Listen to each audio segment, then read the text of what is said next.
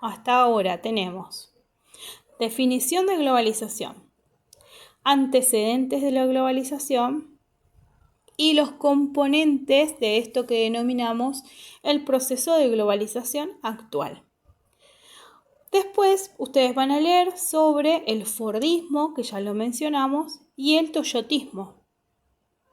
Les dejo unos videos recomendados que pueden ver para mejorar la comprensión de estos textos. Ahora les voy a mostrar uno.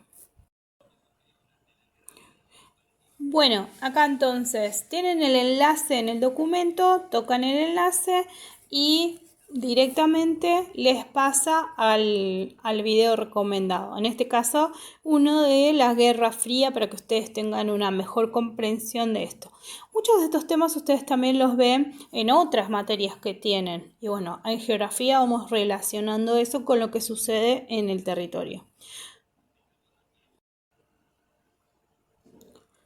Luego de que revisan las actividades, lo que tienen entonces es acá para ir realizando y completando. Bueno, tienen en el punto número 1, construye con tus palabras a partir de la lectura una definición completa del proceso de globalización actual. O sea, ustedes tienen una definición, lo que tienen que hacer es reelaborar, ¿sí?, con sus palabras una definición luego de haber leído todo completito.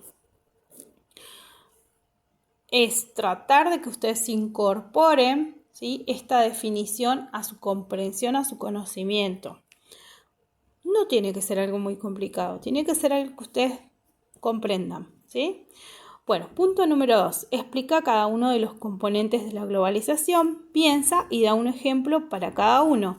Y yo acá les sugiero un ejemplo. Bueno, sobre el componente político, que es Estados Unidos en la actualidad el país con el que todos los estados del mundo quieren ser aliados o enemigos, pero ninguno puede ignorar su influencia. Bueno, ese es un ejemplo. Pueden utilizarlo, pueden pensar otro, tienen que pensar un ejemplo para cada uno de los componentes, que eran 4.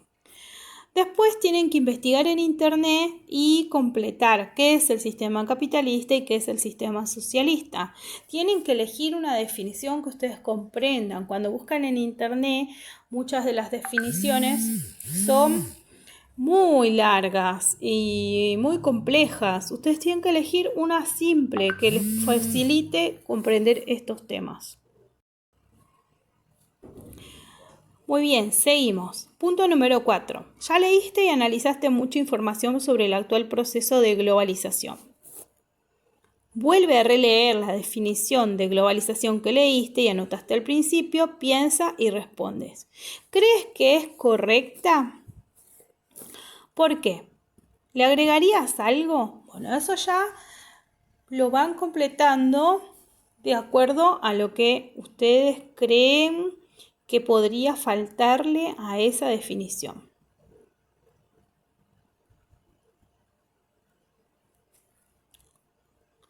Luego continuamos trabajando. Dice el subtítulo: ¿qué es un Estado? Y tenemos una definición del Estado de la Real Academia Española, que es la que realiza el diccionario que siempre utilizamos. Después tienen una definición de qué es el estado de bienestar y qué es el estado neoliberal. Tienen los videos recomendados y luego de ver y leer toda esta parte del texto, tienen que responder qué diferencias encuentras entre el rol del Estado antes y después de la década de 1970. Cuando ustedes lean, van a ver que antes de 1970 el Estado tenía un rol más de bienestar, se ocupaba más de las cuestiones sociales, ¿sí? Daba más respaldo a la sociedad, a la población con políticas públicas. Y luego de 1970 asumió un rol más administrador, donde tienen fuerte influencia las empresas transnacionales, ¿sí?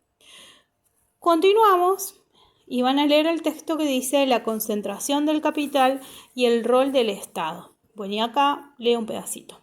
A partir de 1970, el Estado neoliberal procuró brindar las condiciones necesarias para atraer inversiones de capital y facilitar la instalación de empresas multinacionales en sus territorios.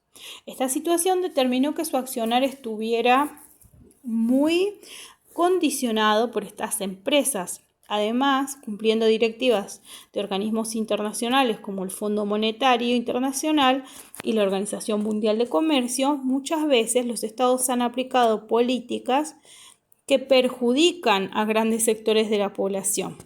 La crisis económica de 1973 inició un proceso de concentración de la riqueza y el poder y dio un gran impulso a las empresas multinacionales, en especial a las de los sectores de financiero, energético, automotriz, farmacéutico y de materias primas, que crecieron a un ritmo acelerado y lograron absorber a empresas más pequeñas. De este modo, muchas de ellas concentraron poder y capital, superando incluso a algunos de los países.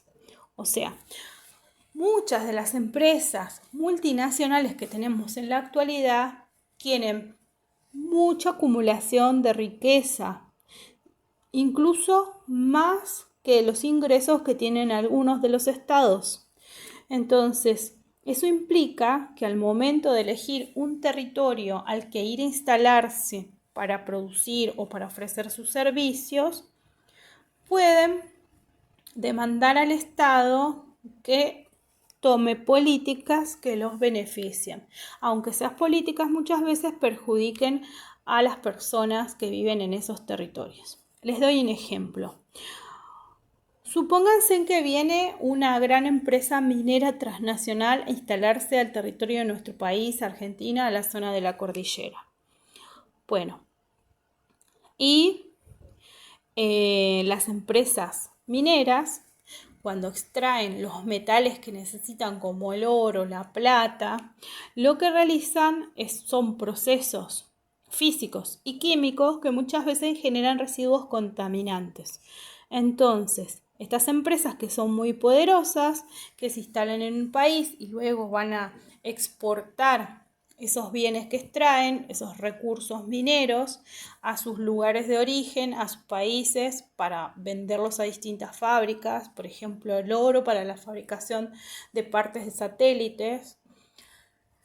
Pueden pedir que flexibilicen las normativas ambientales. Entonces ahí de esa manera ellos disminuyen los costos de producción, no se hacen cargo de los residuos que generan, o se hacen menos cargo de los residuos que generan, y los perjuicios de la contaminación que pueden generar con los residuos mineros les van a quedar a la población que vive en la zona, a la población de ese país, en este caso este ejemplo que les doy acá, Argentina. Como sucede en la provincia de San Juan, donde una empresa minera reiteradas veces tuvo problemas en su funcionamiento, provocó desbordes de químicos de su planta que fueron hacia el río y contaminaron las aguas de los ríos de la zona y de los arroyos, de la que luego la población tomaba agua para potabilizarla y distribuirla en sus hogares. La contaminó de tal manera que ahora, si las personas toman agua como lo hacían antes, van a tener serios problemas de salud a largo plazo, ¿sí? Bueno, ese es un ejemplo. Después, entonces, tienen para leer más información sobre las corporaciones transnacionales, que son estas empresas multinacionales que decimos, o empresas transnacionales, distintas formas de denominar a lo mismo, a una empresa que tiene sede en distintos lugares del mundo, que generalmente se originan en un país de gran potencial industrial y un país de los que son más influyentes en el mundo. Tienen videos recomendados y por último tienen un mapa. Este mapa es sobre las potencias del siglo XXI. Y entonces acá tenemos, vamos a mirar las referencias. Grandes potencias tradicionales en materia económica militar, integrantes de la triada, dice, que son 3 grandes zonas del mundo donde hay países con mucho poder. Bueno, y acá, ¿cuáles nos aparecen? Estados Unidos y Canadá, Europa Occidental y Japón. Coinciden con países industrializados, con mucho poder militar, industrial, con muchas exportaciones, muy influyentes para todo el resto del mundo. Después tenemos las potencias económicas o políticas regionales, quienes influyen en su región, no en el mundo. Y acá tenemos México y Brasil, Turquía, Egipto, Nigeria, República Sudafricana, Arabia Saudita, Irán, India, China y Australia. Y por último tenemos las potencias económicas en crisis. Bueno, ¿y quién nos aparece? Rusia, que era parte, como dijimos antes, de la Unión de Repúblicas Socialistas Soviéticas, que se disolvió a principios de la década de 1990. Bueno, es una potencia económica. Fíjense que ahora nosotros tenemos vacuna para el COVID-19 que se desarrolló, se produjo y nos exportan desde Rusia. La estamos comprando y se está aplicando acá a nuestra población. Para eso hace falta tener conocimiento, personas muy capacitadas, científicos, ¿no es cierto? Y también grandes plantas industriales para poder fabricar las vacunas. El resto de los países, bueno, en condiciones más desiguales. Muchos de estos países del mundo en condiciones de pobreza. Últimas dos actividades. Revisamos. ¿Qué son las empresas transnacionales? Que lo tienen en el texto que estábamos mirando anteriormente. ¿Cuáles son sus principales características? ¿Conoces algunas? Bueno, y ahí ustedes recuerden, empresas, como dijimos, que tienen que ver con lo financiero, como grandes bancos. Por ejemplo, Santander Río, no es de acá de Argentina, es extranjera, pueden googlear, fijarse. Empresas de producción automotriz, Honda, Toyota. Empresas farmacéuticas, también hay muchas empresas transnacionales mineras, en todos los rubros hay, incluso muchos están acostumbrados a tomar Coca-Cola, es una empresa transnacional, McDonald's es una empresa transnacional, así que tienen muchos ejemplos ahí para citar. Por último, dice, interpreta y analiza el mapa, mira con atención las referencias que lo hicimos recién. Luego responde, ¿cómo se distribuye el poder en el mundo? Bueno, y ahí es donde ustedes tienen que comentar esto así como lo estamos conversando, charlando. Arman un pequeño texto explicativo donde hacen su interpretación y la expresan de lo que ven en el mapa que dice potencias del siglo XXI.